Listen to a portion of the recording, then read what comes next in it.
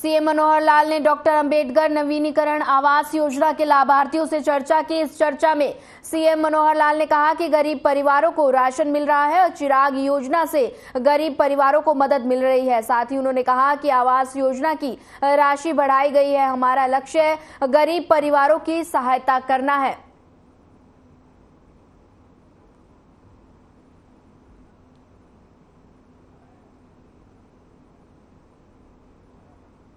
ये जांच के भी कार्यक्रम शुरू कराए हैं।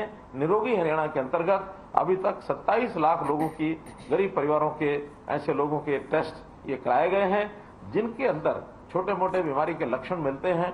इन सबको हम रेफर करते हैं और इनका इलाज ये प्रारंभ में शुरू कराते हैं ताकि उसकी बीमारी आगे न बढ़े। जहां तक सामाजिक सुरक्षा पेंशन की बात है, जो कभी हम जब सत्ता में आए तो 1000 रुपया थी, आज 27.5 रुपये महीना जो देश में सर्वाधिक है, चाहे वृद्धावस्था की पेंशन है अथवा हमारी विधवा बहनों की पेंशन है या दिव्यांगजनों की पेंशन है। और अब तो हमने साथ में एक काम किया है कि जो बंधु विधुर हो गए हैं, जिनकी पत्नी का देहांत हो गया है, ऐसे भी 40 वर्ष से ऊपर के जो बंधु हैं उनको भी ये पेंशन का हकदार बनाया है। और जो बंधु जिनकी किन्हीं कारणों से शादी नहीं हुई और उनकी भी आय 1,80,000 रुपये से कम है, ऐसे हमारे अविवाहित बंधुओं का जिनकी आयु 45 वर्ष से ऊपर हो गई, इनको भी इस पेंशन का लाभ ये हमने देना शुरू किया है। इसी प्रकार से गरीब परिवार के किसी एक सदस्य को काम मिले, हमने मुख्यमंत्री रोजगार के नाते से मुख्यमंत्री अंत्योदय परिवार उत्थान योजना इस कार्यक्रम को चलाया है। लगभग 50,000 परिवारों को बैंक से लोन दे करके इनको काम में आगे लगाया है ताकि इनके परिवार की आय बढ़ सके। इसी प्रकार जो गरीब परिवार है उनको नौकरी के नाते से 5 अंक अलग मिले। जिसके घर में एक भी नौकरी नहीं है उसको 5 अंक अलग मिलने चाहिए ताकि उनका परिवार का सदस्य कोई ना कोई नौकरी प्राप्त कर सके, ताकि परिवार का व्यक्ति रोजगार करके अपनी कमाई करे, तब अपने परिवार का पालन पोषण करे। ये आत्मनिर्भर बना करके उनको आगे बढ़ाने का हमारा जो योजना है ये है। गरीब परिवारों की बेटियां कॉलेज और यूनिवर्सिटी में जाती हैं, उनकी फीस ये न ली जाए। 12वीं कक्षा तक मुफ्त पुस्तकें, वर्दी, लेखन सामग्री, इसका भी हमने प्रावधान किया है। जो मेधावी छात्र हैं उनको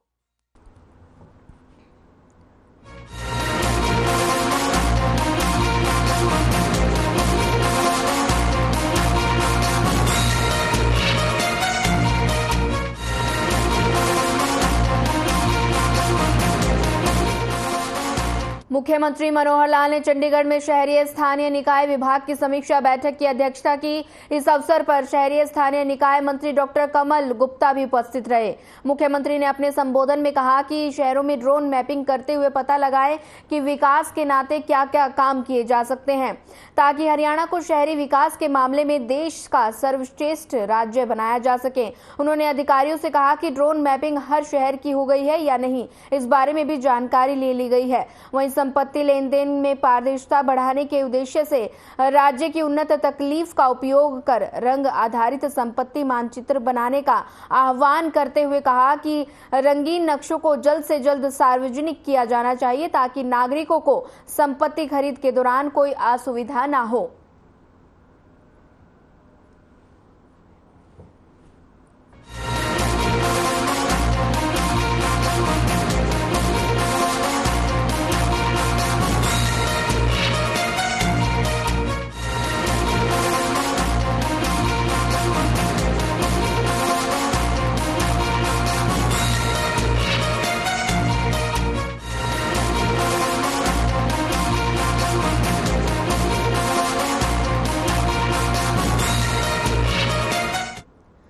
कुरुक्षेत्र में विधायक सुभाष सुधा और सांसद नायब सैनी सुबह 6 बजे से सन्निहित सरोवर पर प्रधानमंत्री नरेंद्र मोदी के मार्गदर्शन के अनुसार श्रमदान स्वच्छता अभियान में शामिल हुए। इस मौके पर साधु संत और पार्टी कार्यकर्ताओं के साथ अन्य लोगों ने भी हिस्सा लिया।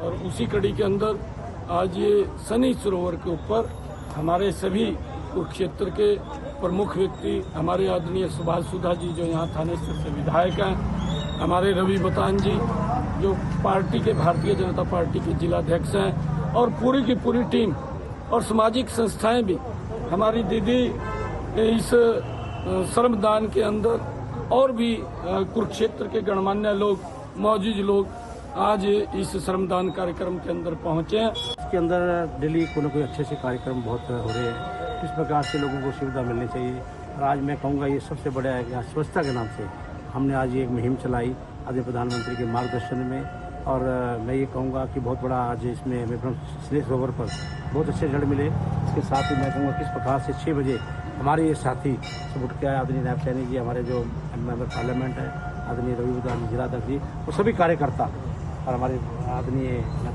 कहूँगा राई जी भी यहाँ पर आए, मंत्री जी आए, तो बहुत बड़ी बात। जब संतों का आशीर्वाद साथ मिल जाता है तो कार्य में गति बहुत तेजी से हो जाती है।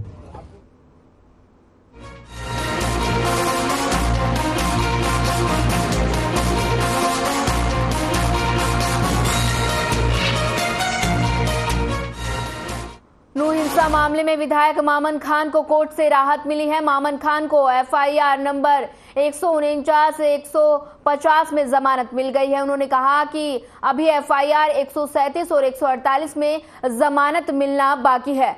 3 अक्टूबर को एफआईआर नंबर 137 और 148 में सुनवाई होगी। यदि 3 अक्टूबर को मामन खान को एफआईआर नंबर 137 और 148 में जमानत मिल जाती है तो मामन खान जेल से बाहर आ जाएंगे। बता दें कि नूंह में 31 जुलाई को ब्रजमंडल शोभा यात्रा के दौरान हिंसा हुई थी। हिंसा में विधायक मामन खान का नाम सामने आया था, जिस पर मामन खान के खिलाफ 4 अलग अलग धाराओं के तहत मामला दर्ज किया गया था।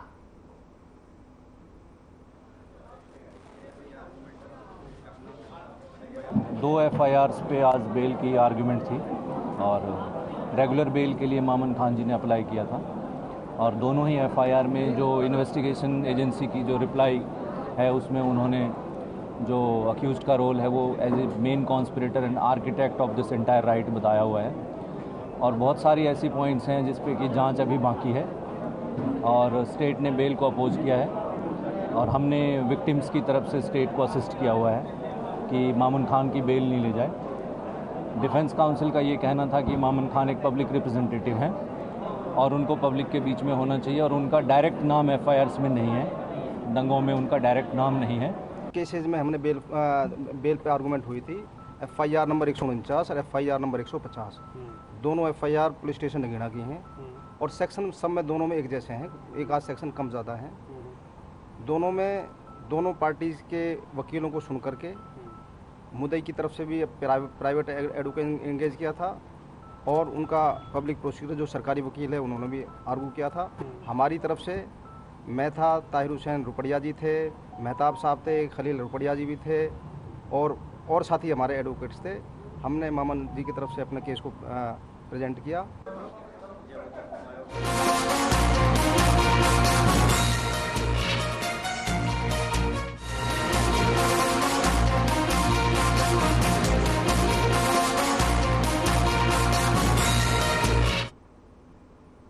हरियाणा के डीजीपी शत्रुजीत कपूर अंबाला पहुंचे। अंबाला पहुंचने के बाद कुरुक्षेत्र, यमुनानगर और अंबाला के पुलिस अधिकारियों के साथ मीटिंग की। मीटिंग में मुख्य एजेंडे ड्रग्स के खिलाफ, क्राइम फ्री हरियाणा और शिकायतकर्ता संतुष्ट हो, इन विषयों पर चर्चा की गई। वहीं डीजीपी ने कहा कि पुलिस की सेवाएं बेहतर हो, समय पर सुनवाई हो, निष्पक्ष जांच हो, और इन विषयों पर पुलिस अधिकारियों को दिशा निर्देश दिए गए हैं।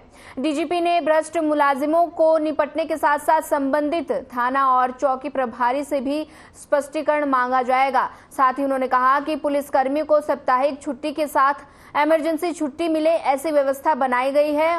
साथ ही नशे की सप्लाई और डिमांड पर भी काम किया जा रहा है। अधिकारियों के निर्देश दिए गए हैं कि नशा के आदी हो चुके उनको नशे में छुड़वाने में मदद की जाए।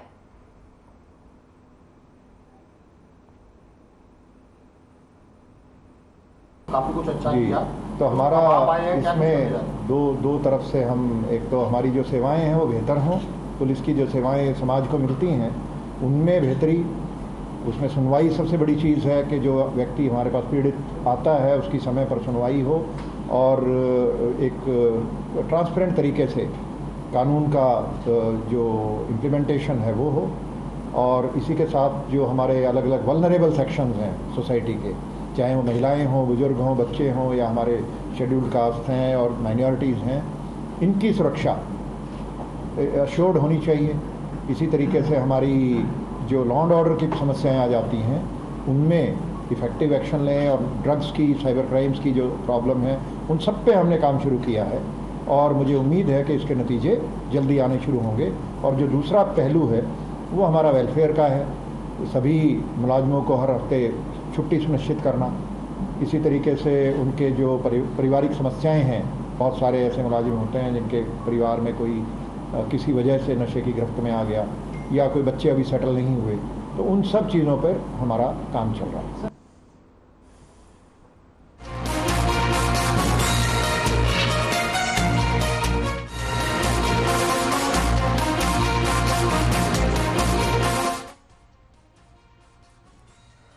गुरुग्राम पुलिस की डीएलएफ क्राइम यूनिट ने एक ऐसे गिरोह का भंडाफोड़ किया है जो दोस्ती के नाम पर कलंक का काम कर रहे थे। क्राइम यूनिट की टीम ने ऐसे 4 युवकों को गिरफ्तार किया है जो ऑनलाइन ऐप पर दोस्ती कर लूटपाट की वारदात को अंजाम दे रहे थे। एसीपी क्राइम वरुण दहिया की माने तो 4 सितंबर को एक व्यक्ति ने गुरुग्राम एक युवक ने शिकायत की थी कि ऑनलाइन दोस्ती में मिले कुछ युवकों ने उसके साथ मारपीट की और उसके कपड़े उतारकर वीडियो बनाया। उसके अकाउंट से पैसे भी निकाल लिए गए, जिसके बाद पीड़ित ने मामले की पुलिस को शिकायत दी। वहीं पुलिस ने मामले को गंभीरता से लेते हुए जांच की और आरोपियों को गिरफ्तार करने की मांग की है।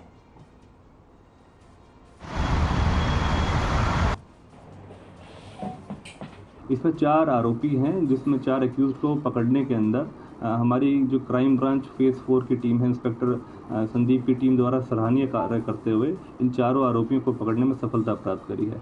इनका modus operandi basically fact of the cases ये हैं कि ऑनलाइन एप्लीकेशन के माध्यम से एक व्यक्ति ने, जो हमारा विक्टिम है, उसके साथ दोस्ती करी और दोस्ती के बाद फिर वो मिलने के लिए आए आपस में, और जब आपस में मिले तो जो एक्यूज पक्ष था, जिसमें 4 एक्यूज पकड़े गए हैं, केशव है, मोहम्मद हुसैन है, रवि वर्मा है और प्रदीप है। ये सभी प्रहलादपुर दिल्ली के निवासी हैं और लगभग 22 से 25 साल की उम्र के आसपास ये लड़के हैं।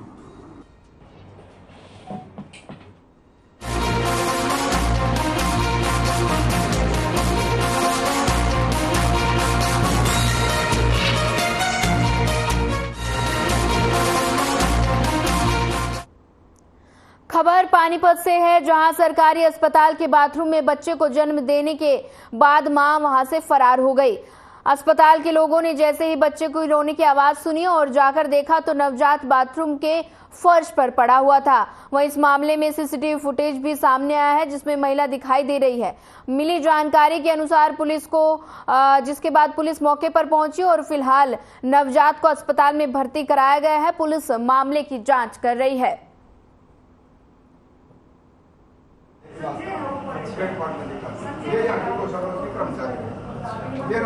ये अकेली महिला बाथरूम में आकर के और डिलीवरी अपने आप इसने बाथरूम को लॉक कर दिया और लॉक करने के बाद किसी की भी एंट्री उसके अंदर नहीं हो पा रही थी गेट गार्ड को कि ये बाथरूम लॉक पड़ा हुआ है। तो उस टाइम पे दरवाज़ा खटखटाने पर उसको खुलवाया गया।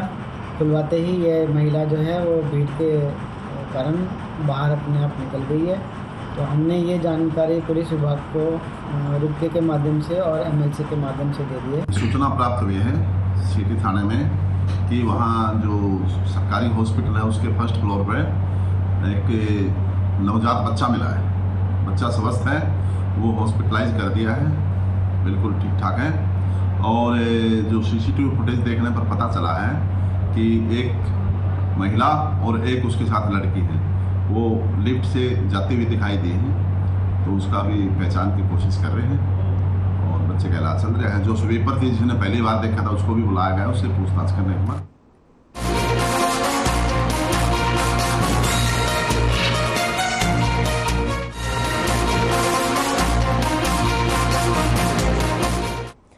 रादौर की शिव कॉलोनी से पिछले 10 दिनों से लापता बताई जा रही करीब 35 वर्षीय विवाहिता का शव मकान के पीछे ही मिट्टी में दबा हुआ मिला, जिसे पति ने हत्या कर दबा दिया था। शुरुआती जांच में गोली मारकर हत्या करने की बात सामने आ रही है, जहां पति ने पुलिस को शिकायत देकर पत्नी के लापता होने का मामला दर्ज कराया था, लेकिन मायके वालों को जब शक हुआ तो इसका खुलासा हुआ। सूचना मिलने पर फिंगरप्रिंट एक्सपर्ट और सीआईए की टीम ने पहुंचकर मामले की जांच शुरू कर दी।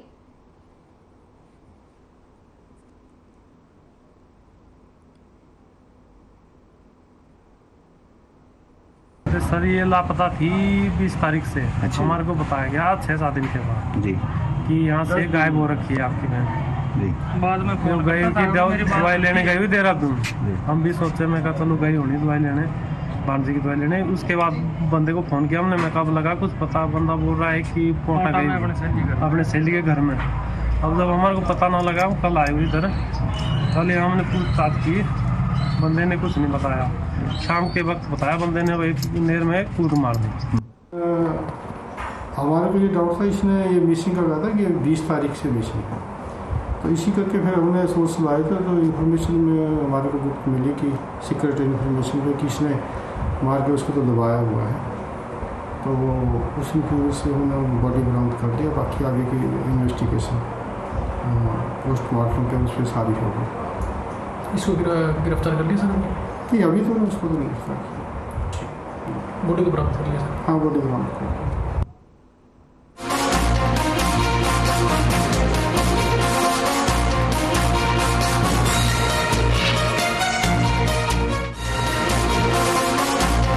गुरुग्राम में विश्व हृदय दिवस के अवसर पर कैनविन फाउंडेशन की ओर से कैनविन आरोग्य धाम में स्वास्थ्य सेमिनार का आयोजन किया गया। इस कार्यक्रम में कैनविन फाउंडेशन के संस्थापक डॉक्टर डीपी गोयल और सह संस्थापक नवीन गोयल ने चिकित्सकों की मौजूदगी में लोगों के साथ हार्ट और हार्ट से संबंधित बीमारियों के मुद्दे पर बातचीत की। सभी को अपने दिल का खास ख्याल रखने के लिए प्रेरित किया और जागरूक भी किया। वहीं डॉक्टर डीपी गोयल ने कहा कि हर साल दुनिया में हृदय रोगों के कारण 1.69 करोड़ लोगों की मृत्यु हो जाती है। हृदय की बीमारी पूरी दुनिया के लिए सबसे बड़ा खतरा बन गई है।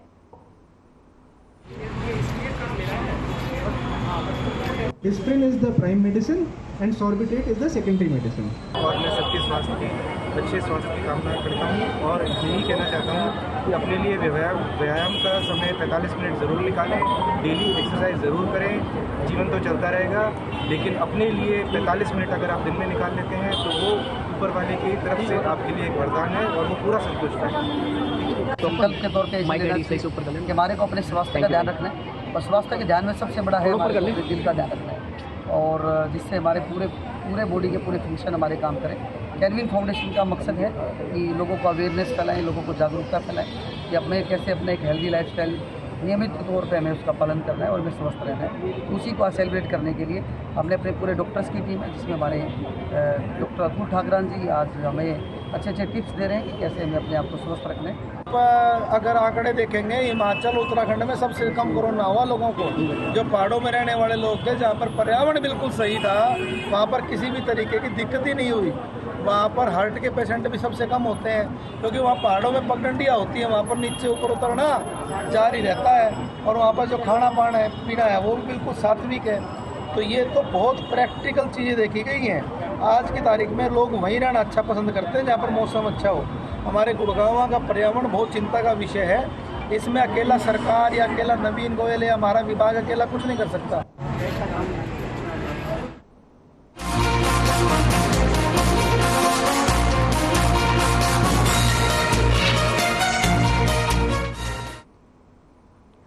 मामला पानीपत जिले का है, जहां भापोली खंड की अनाज मंडी गेट के पास शराब पार्टी के दौरान हुए विवाद के बाद आरोपी ने 25 वर्षीय तसव्वुर नाम के युवक की हत्या कर दी। पुलिस जांच अधिकारी अंतर सिंह ने बताया कि 4 से 5 लोग भापोली अनाज मंडी में शराब की पार्टी कर रहे थे, तभी उनके बीच किसी बात को लेकर आपसी विवाद हुआ। फिर आपसी विवाद बीच से सुलझ गया। वहीं आरोपियों ने बाद में 15 से 20 लड़कों के साथ लाठी डंडा लेकर आए और फिर तेजधार हथियार से युवक की हत्या कर दी। मृतक के भाई ने सूचना दी कि जिसके आधार पर 5 आरोपियों की पहचान कर ली गई है। हालांकि सभी आरोपी वारदात को अंजाम देकर मौके से फरार हैं। मृतक के परिजनों ने प्रशासन से जल्द कार्रवाई करने की मांग की है। फिलहाल पुलिस ने मृतक केशव का पोस्टमार्टम करवाकर सब परिजनों के हवाले कर दिया है और आरोपियों की तलाश में जुट गई है। ये रात तकरीबन 11:30 बजे की वारदात है। 3-4 आदमी पहले आए, फिर पीछे से 15 आदमी आए और अनाज मंडी बापुल्ली गेट के बाहर ऑन रोड पे इसकी हत्या कर दी। कौन थे? तेजधार हथियार थे, आसपास के ही है सारे। कितने आदमी थे वो? कितने लड़के थे? जो बता रहे हैं वही 15 आदमी थे, 4 आदमी पहले थे इसके साथ में। ये रात तकरीबन 11:30 बजे रात किसी तसव्वुर लड़का आदमी का उसकी हत्या कर दी थी। तो उसके बारे में इन्फॉर्मेशन रात को मिली थी। उसका भाई वहाँ मौके पे पहुंचा और वो यहाँ हॉस्पिटल में लेके आए थे। तो यहाँ हॉस्पिटल में पहुंचने पर उनको डॉक्टर ने बताया कि इस मृत्यु हो चुकी है। तो डेड हाउस में रखाया था। सुबह उसके भाई ने कंप्लेंट दी है, तो उस पर FIR लॉन्च कर दिया, फिर इन्वेस्टिगेशन जारी की।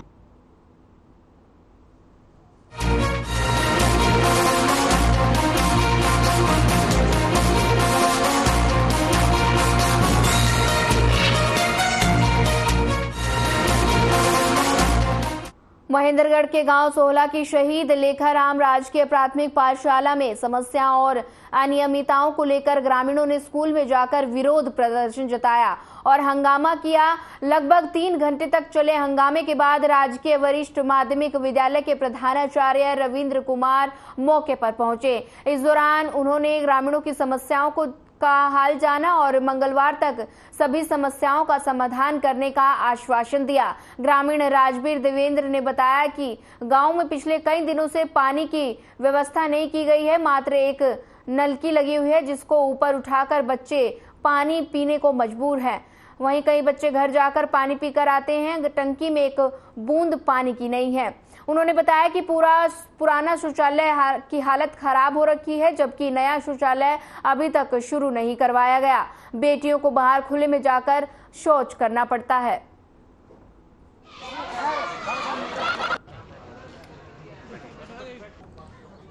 आज मैं यहाँ स्कूल में आया तो बहुत सारे ग्रामीण इकट्ठे हो रहे थे। उनकी अलग अलग प्रकार की समस्याएं थी। उन्होंने मुख्य रूप से जैसे बताया कि तो गांव में यहाँ पे सफाई व्यवस्था ठीक से नहीं है, घास वगैरह बहुत ज़्यादा उगी हुई है। तो यहाँ जो KCC का जो कर्मचारी है वो एक तो हैंडीकैप है। दूसरा इन्होंने बताया कि भैया पानी की व्यवस्था नहीं है। तो पानी की व्यवस्था के लिए हमने सरपंच साहब को मैंने कहा, मगर सरपंच साहब यहाँ कनेक्शन करवाइए। तो इन्होंने आश्वासन दिया है कि हम कनेक्शन करवा देंगे। टॉयलेट्स को थोड़ा सुचारू करवाने के लिए बोला कि भाई फंक्शनल टॉयलेट हों, तो उसके लिए हमने हेड को भी कहा है भाई आप इनकी जो भी रिपेयरिंग है वो भी करवाएंगे। यहाँ साहब देखो, यहाँ मैं आता हूँ तो यहाँ मेरे को दिन में पानी चाहिए। शुगर वाले को प्यास बहुत लगती है, मेरे शुगर की तकलीफ है, तो पानी मेरे को नहीं मिलता स्कूल में। और बच्चों की ये व्यवस्था अगर आप देख सको तो यहाँ व्यवस्था देखो, टंकी में एक बूंद पानी नहीं है। और दोनों जो लैट्रिन बाथरूम है, एक खराब हुआ है पुराने वाला, नए वाले में लैट्रिन सीट टेढ़ी पड़ी है, लगा नहीं रखी वहाँ पे। तो हम कहाँ जाएं साहब, बाथरूम कहाँ? जो हमारे यहाँ स्कूल के अंदर जो हरे पेड़ खड़े थे वो मास्टर जियों ने कटवा दिए, और कटवाने के बाद में जो उन पेड़ों से जो मुनाफा पैदा हुई वो खर्चा का कोई ब्यौरा नहीं दिया मास्टर जियों ने। और जब उनसे ये कहा गया अगर भाई मास्टर जी इनका ये कहाँ है, तो उन्होंने कोई संतोषजनक जवाब नहीं दिया और जो बोले कैश बुक मेरे घर रखी हुई है। हमने कहा सर जी आप ये कैश बुक आप मंगवा लो, आपके किसी भाई से मंगवा लो या आप जा कर के ले आओ सर जी। ये गांव बैठा हुआ है तो ये गांव सारा उस चीज़ को देखना चाहता है।